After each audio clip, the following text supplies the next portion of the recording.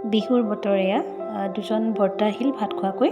মা নাছিল ঘৰত, গতিকে মই বিভূতিতেই পৰিলোঁ কিনো ৰান্ধো। ফ্ৰিজটো খুলি চাই দেখিলোঁ যে দুটুকুৰামান ভজা মাছ আছে, গতিকে মই পলম নকৰি কেৰাহীখন বহাই দিলোঁ। তেল গৰম হোৱাতে পাঁচফোৰণ, নৰসিংহৰ পাত এয়া দিয়াৰ পিছতে বিলাহী, পিঁয়াজ, জলকীয়া, আদা নহৰু পেষ্টটো মই দি দিলোঁ।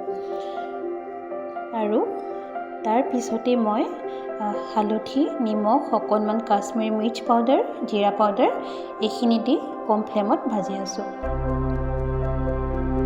আৰু যেতিয়া অলপমান তেল বিৰিঙি উঠাৰ নিচিনা দেখিম, তেতিয়াই আমি দি দিম অকণমান পানী।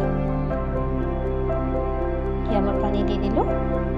আৰু যেতিয়াই পানীৰ উতল আহিব, তেতিয়া আমি মাছ কেইটুকুৰামান দি দিম।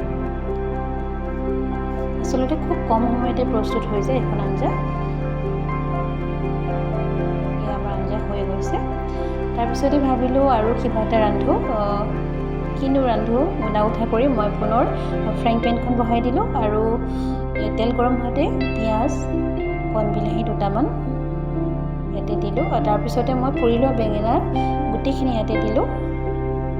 আৰু এনেধৰণে খুব কম ফ্লেমত ইয়াক ভাজি আছোঁ। আৰু এনেধৰণে খাবলৈ খুব ভাল লাগে। আচলতে মই খুব খাওঁ এইটো, মানে খাই ভাল লাগে আৰু খুব কম সময়তে হৈ যায়। গতিকে